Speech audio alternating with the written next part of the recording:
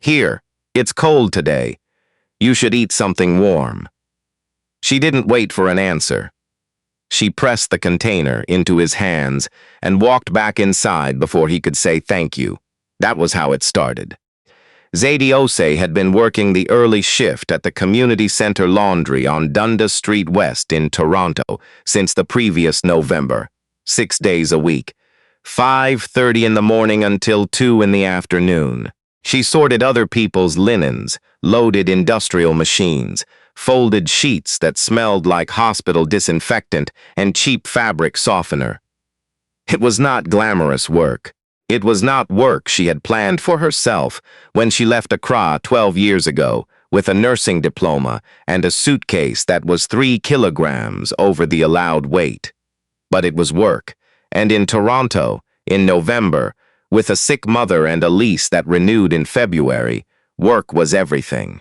The man she gave the soup to was always there when she arrived. Every morning, sitting on the low concrete wall beside the entrance to the center, wrapped in a gray wool coat that had seen better decades. He never asked anyone for anything. He never held a sign. He just sat, hands resting on his knees, watching the street the way a person watches something they understand deeply, but no longer need to participate in. Zadie had noticed him the first week. By the third week, she had started bringing 2 containers of soup instead of 1. Her mother, Ifua, made the soup. That was the arrangement. Zadie worked. Ifua cooked. Ifua was 63 years old and had been in Canada for 4 years, sponsored by Zadie after a process that had taken so long and cost so much that Zadie still felt the weight of it in her bank account. Ifua had come from Kumasi with 2 suitcases, a Bible with a cracked spine, and a knowledge of Ghanaian cooking so precise it was almost architectural. She could not work, not legally, not yet. Her immigration status was complicated in the way that immigration statuses are always complicated for people without money. So she cooked. She cooked because it was the one thing she could do that made the small apartment on Roncesvalles feel like somewhere worth coming home to. "Mama, you're making too much soup," Zadie said one evening, stirring the pot on the stove. Ifua did not look up from the cutting board. "There is no such thing. We can't eat all of this. Then it goes somewhere it's needed." Ifua said it the way she said most things, like the conversation was already over, and she was just being polite by finishing the sentence. Zadie thought about the man on the concrete wall and didn't argue. His name, she would learn on the 4th day, was George. Just George. He said it the way some people say a word they have repeated so many times it has worn smooth. George. Like it was the only part of himself he was certain of. "George," Zadie repeated. "I'm Zadie. I know," he said. "You told me yesterday." She had not told him anything the day before. She had handed him the soup and gone inside. She looked at him carefully for the first time. He was older than she had initially assumed. 70, maybe. Possibly younger, but worn to that age by weather and circumstance. His face was dark, deeply lined, with a quality of stillness that was not depression. He looked like a man who had decided to be still on purpose, which was different, and his eyes, when they finally met hers, were alert, clear, the kind of eyes that had been paying attention for a very long time and hadn't stopped. "You said it to the woman behind you," George said. "She asked your name. You said Zadie. Then you went inside. You remember that? I remember everything that happens on this block. Not much else to do." Zadie went inside. But she kept thinking about those eyes. She came from a family that fed people. That was the way her mother would have described it if asked, and Elfua would have meant it as a statement of identity, not just habit. In Kumasi, the Ose household had been the kind of place where the door was never fully closed. Neighbors who were between things. Cousins of cousins. People from church who were going through a hard season. Ifua had fed all of them, not always because the family had plenty, often because the alternative was to eat while someone nearby was hungry, and Ifua did not know how to do that. Zadie had inherited this tendency the way you inherit a way of walking, without deciding to. It just became the shape of how she moved through the world. She had almost not come back to Canada at all, after her mother's illness. Ifua had been diagnosed with a blood condition 2 years into her stay in Toronto, something the doctors managed carefully, but which required medication that cost more than Zadie made in a week before benefits. Zadie had worked double shifts at the laundry. She had taken on evening cleaning contracts at 2 office buildings in the financial district. She had eaten badly and slept less and told her mother every single day that everything was fine, that she was not tired, that the money was not a problem. Ifua knew. Mothers always know. But she let Zadie have the lie because she understood that some people need to protect the people they love, and taking that away from them is its own kind of cruelty. So George got his soup every morning. And every morning, while he ate, Zadie sat on the wall beside him for 5 minutes before her shift began. Not long, just 5 minutes. Long enough to be human. They talked about small things first. The weather, which in Toronto in winter was a subject that could sustain a conversation for days. The transit system. The strange hours of the city. George had opinions about all of it. Quiet opinions delivered in the measured way of someone who had thought a great deal and didn't need to prove it. By the second week, they talked about bigger things. "You're not from here," George said one morning. A statement, not a question. "Ghana. Kumasi. I've been here 12 years. Long time, not long enough to stop feeling like a guest sometimes." George was quiet for a moment. "I know that feeling. Where are you from?" He looked at the street. Here and there. "My father was from Trinidad. My mother was Barbadian. I grew up in Montreal, lived in Vancouver for a long time. Ended up here," he paused. "That's the short version. What's the long version?" Something shifted in his face. Not a smile exactly. A softening. "That takes more than 5 minutes. I'll bring extra soup tomorrow," Zadie said. He almost smiled. Almost. She started bringing 2 portions of her mother's groundnut soup, thick and fragrant, the kind that made the cold feel like a personal insult rather than a fact of nature. George always ate slowly, carefully, the way a person eats when they understand that a meal is not just fuel. He savored things. That was the word that kept coming to Zadie. Savor. It was not the eating of a man who had given up. By the 3rd week, something had settled between them. Not friendship exactly. Something quieter than that. A recognition. A mutual understanding that neither of them was going to explain themselves fully, and that was fine.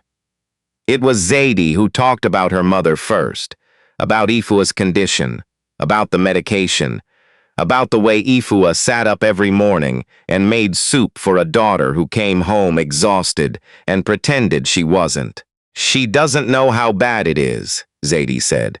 "She knows," George said. Zadie looked at him. "Mothers always know," he said. "They just love you enough to let you keep going." Zadie looked at her hands.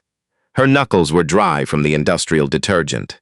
She had started wearing gloves, but it didn't help much. "I just want to make sure she's okay. She gave everything to get me here. The least I can do is make sure she can stay." "The least," George said quietly. "That's a word people use when they mean the most." Zadie didn't answer. She went inside. But something about the way he said it stayed with her all day, all week, pressed between her ribs like a folded note she hadn't opened yet. George told her things too, eventually, about his wife, Lorraine, who had died 11 years ago. Ovarian cancer. 3 months from diagnosis to gone, which was not enough time to say anything that needed saying, or maybe more than enough time. And still the words had not come. "She used to say I was better at listening than talking," George said. She was right. I've been listening ever since.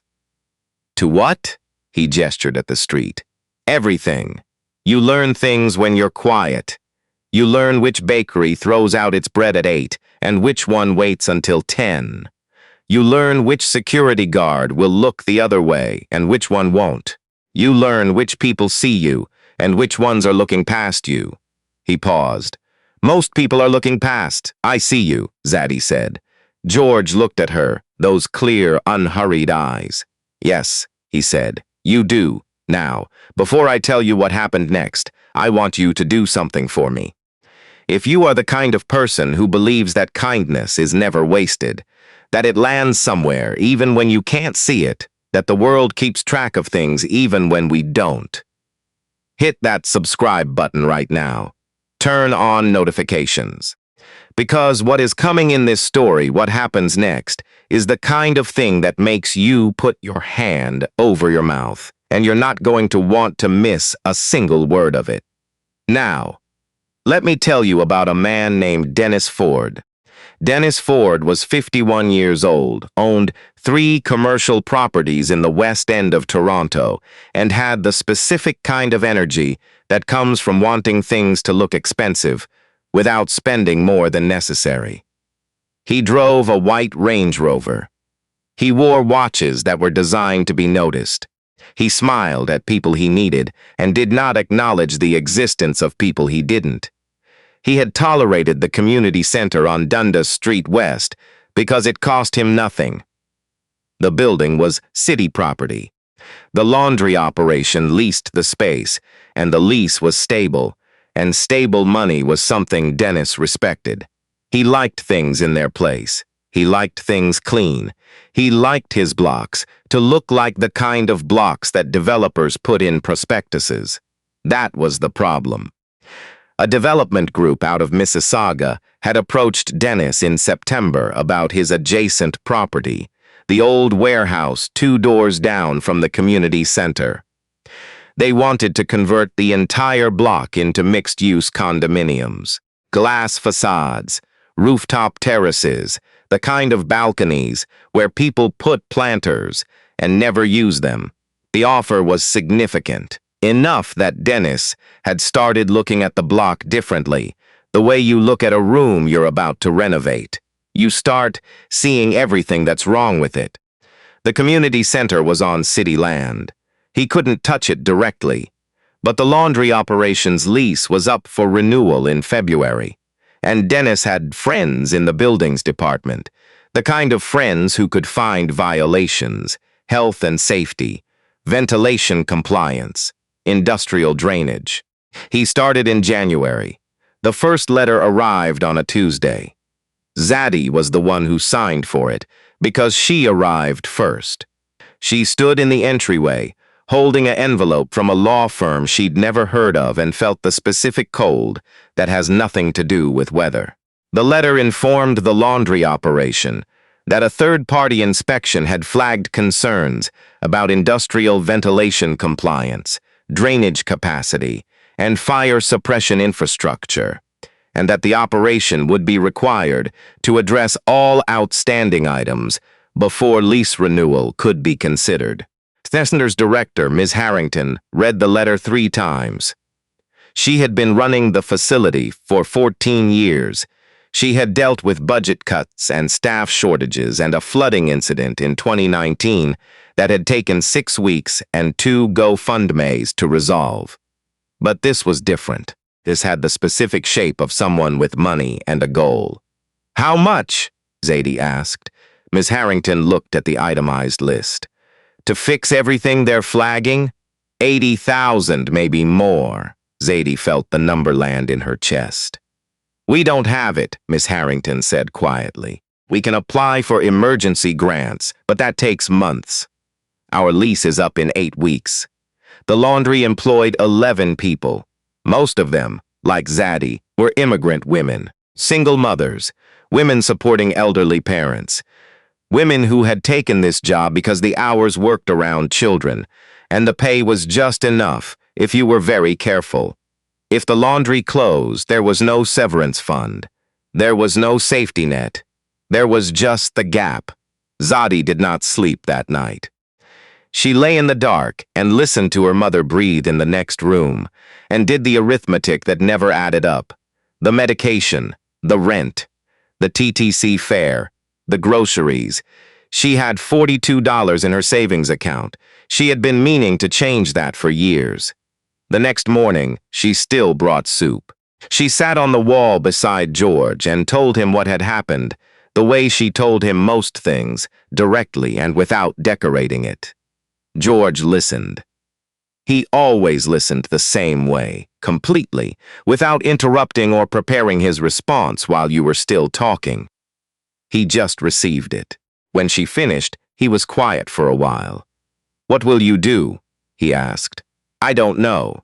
Mrs. Harrington is looking into grants. The union rep is coming next week. We're going to fight it." She looked at the street.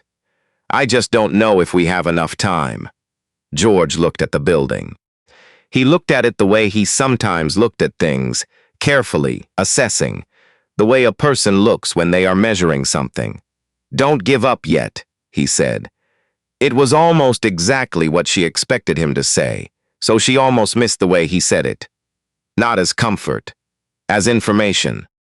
Zadie's mother found out, of course. 3 days later, Ifua came to the center to bring Zadie lunch. Jollof rice in a sealed container, still warm, packed in the insulated bag Zadie had bought her 2 Christmases ago, and overheard 2 of the staff talking in the corridor. That evening, after dinner, Ifua sat across the table from her daughter and waited. Zadie looked up. "Mama, don't mama me," Ifua said gently. "Talk." So Zadie talked. She told her about the letter, about the $80,000, about the 8 weeks. She told her about the 11 women. She told her about Dennis Ford, who she had now Googled enough to understand. She told her she didn't know what was going to happen. Ifua listened with her hands folded on the table. When Zadie finished, Ifua reached across and held her daughter's face, both hands, the way she had done since Zadie was small. "My daughter," she said, "do you remember what I told you when we left Kumasi? When you were 17 and you were crying at the airport because you were afraid. You told me the ground doesn't forget a seed. The ground doesn't forget a seed," Ifua repeated. "Everything you plant, it remembers. Everything good you put into this world, it doesn't disappear. It waits." She patted Zadie's cheek. "You have been planting for a long time, my daughter. You just haven't seen the harvest yet," Zadie cried. She did it quietly, so her mother wouldn't worry. Ifua handed her a tissue and said nothing else, which was sometimes the most useful thing a mother could do. Zadie did not sleep again that night. But somewhere near 4 in the morning, exhausted past the point of fear, she felt something settle. Not optimism, not certainty. Something quieter. The decision to show up anyway. To cook the soup and bring it, and sit on the wall and keep going, because what else do you do when the alternative is to stop? She set up the 2 containers the next morning. She walked to the center in the dark, in the cold that in Toronto in January is a physical argument against being outside. She arrived at 5:15. The concrete wall was empty. George was not there. She waited. She put the containers on the wall and went inside and told herself he'd come. By 7, he still hadn't. By 9, she stopped checking.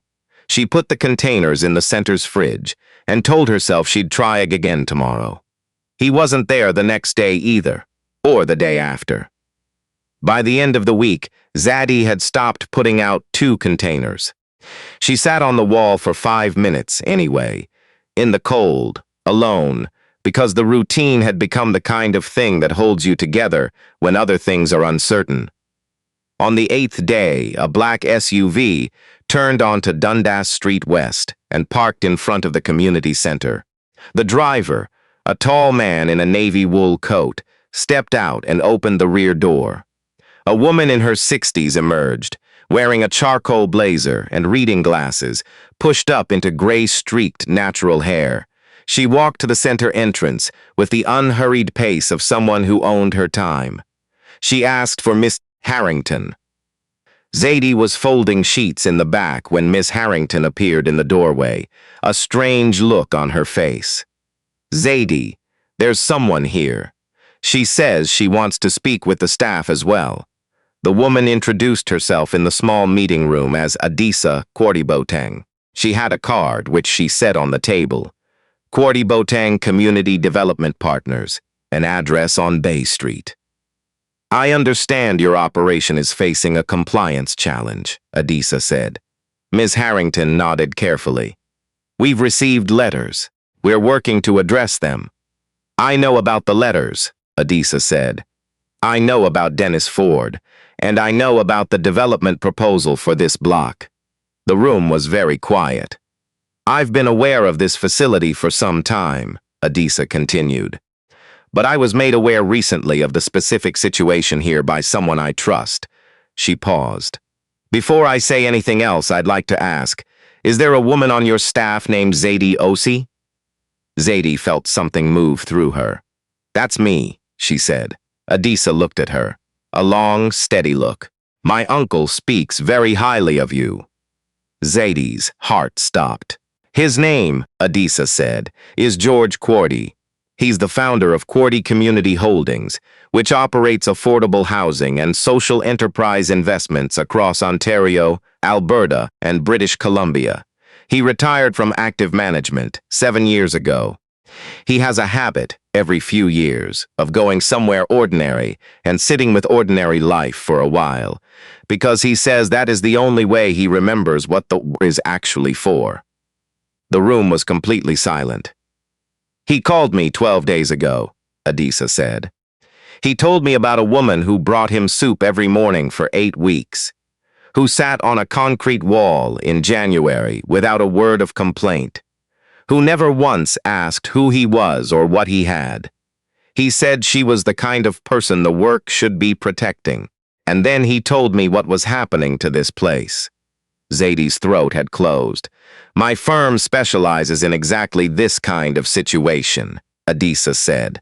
"Property pressure, lease disputes, compliance leverage used against community organizations. We've handled 14 cases in the past 3 years, and not one of them lost their space." She folded her hands on the table. "We would like to represent this center, pro bono, and we would like to address the underlying property issue directly." Ms. Harrington put a hand over her mouth. "What does that mean?" Zadie managed. "The property issue." Adisa smiled, just slightly. "It means my uncle would like to buy the warehouse." The street outside went on being a street, indifferent and loud, the way Toronto streets are.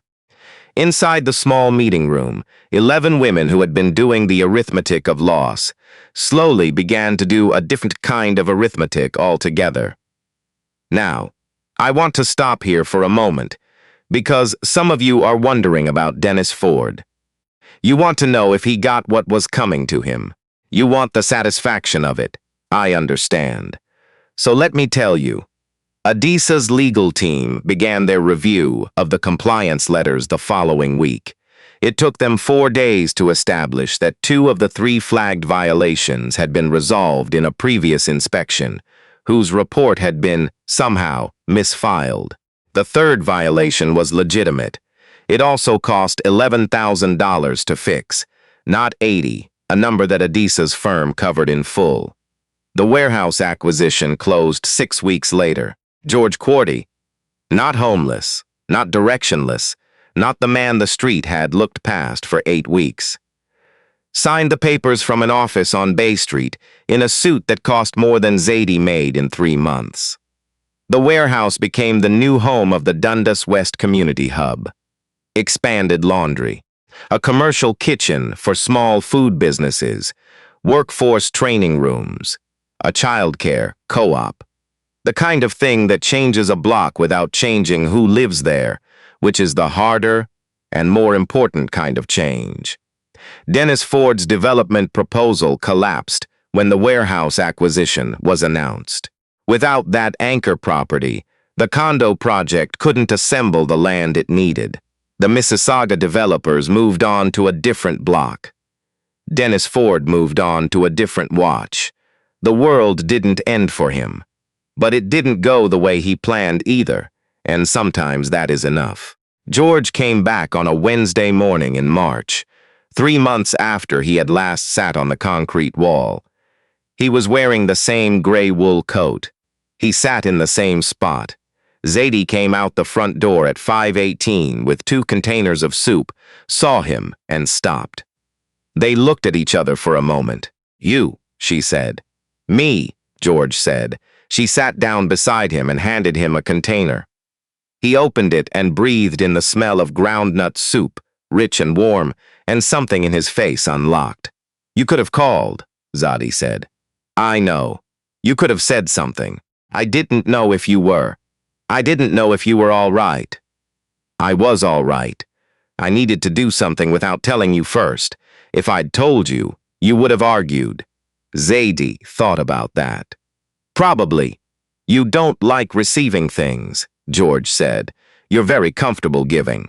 You do it beautifully. But someone offers you something back and you look for the exit." Zadie looked at the street. "My mother says the same thing.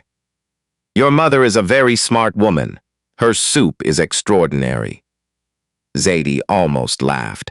She caught it before it became a full laugh and let it out as something smaller. "She's going to lose her mind when I tell her about all of this. She still thinks you're a very thoughtful retired teacher. I was a teacher, before everything else. I taught geography at Rosedale for 2 years. That counts. George, Zadie." "Why?" she asked. "Not why did you do it.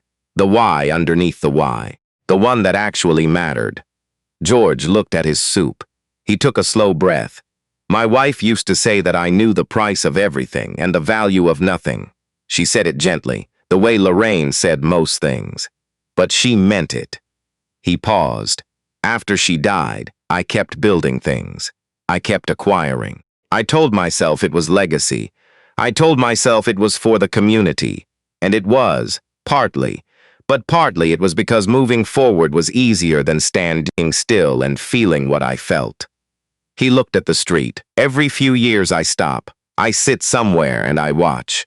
I try to find out if I still know the difference between what costs something and what's worth something." He looked at her. "You gave me your breakfast," he said. "Every morning, before your shift. You didn't know me. You didn't ask me anything. You just brought the soup, and you sat down beside me like I was worth sitting beside." Zadie's eyes were wet. She didn't bother hiding it. "You know what that is," George said quietly. "That's not kindness. Kindness is easy. That's character. That's who you are when no one important is watching." Zadie wiped her eyes with the back of her wrist the way her mother did. "You were watching," she said. George almost smiled. "I suppose I was." They sat there in the March cold, which was still very cold because this is Toronto and March is not a promise, eating soup on a concrete wall. The street went on around them. Cars and transit buses and people walking fast with their shoulders up. No one stopped. No one noticed the old man and the woman in the laundry apron sitting on the wall outside the community center, eating from containers. No one ever noticed. That was the point. That had always been the point. Zadie's mother, when she was finally told the full story 3 weeks later over a Sunday dinner that had taken 4 hours to prepare, sat with it for a long time. Ifua Ose did not cry. She was not a woman who cried easily. She sat with her hands in her lap and looked out the window at the Roncesvalles street below, and then she said, very quietly, "The ground doesn't forget a seed." And then she cried. George Quarty came to that Sunday dinner. He brought a bottle of wine from a shop on Queen Street that Zadie had never heard of, and he ate 3 helpings of Ifua's jollof rice, and said it was the finest food he had eaten in 20 years, and he meant every word of it. Ifua pretended to be modest and was clearly thrilled. Zadie watched the 2 of them across the table, her mother laughing at something George had said, George listening with those unhurried eyes. And she felt the specific fullness that doesn't have a word in English, but has words in every language that came from places where people understood that a table shared is never a table diminished. She thought about the $42 in her savings account. She still hadn't changed that, not yet. But the arithmetic was different now, not because of the money. The money helped. The money mattered. But the arithmetic of her life had changed because of a concrete wall and 2 containers of soup, and a man who was paying attention when the rest of the world was looking past. The hub opened in September. Zadie was there for the ribbon cutting. So was Ms. Harrington, who cried in a contained and professional way.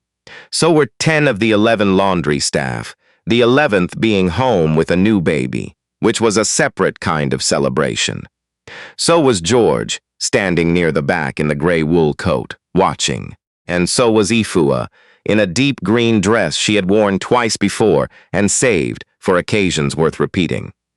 Adisa Korti-Boateng spoke at the opening. She talked about community infrastructure, about the economics of displacement, about the difference between development that serves a neighborhood and development that consumes it.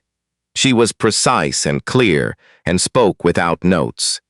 At the end, she said this: "Every project my firm takes on starts with a person.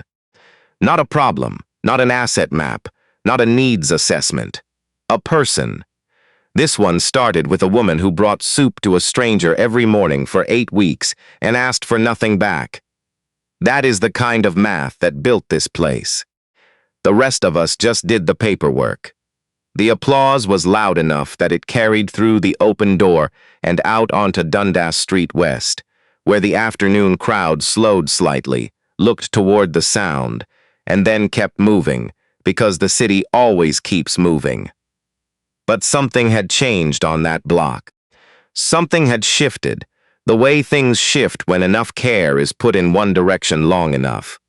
You can't always measure it, you can't always name it, but you can feel it when you walk past, in the way the building sits on the street, in the way people stop outside it, in the warmth that comes from a kitchen where someone is always cooking something, where the door is never quite closed, where whatever is in the pot gets shared before it runs out. Because in every city, in every neighborhood, in every season, the pot that feeds others is never empty. You just have to be willing to carry it to the door. If this story found you today, there is a reason. Share it with someone who needs to hear it. And if you believe in the kind of world where kindness lands somewhere, subscribe to Ancient African Folktales. Every story here is a reminder that the world keeps track, even when we don't.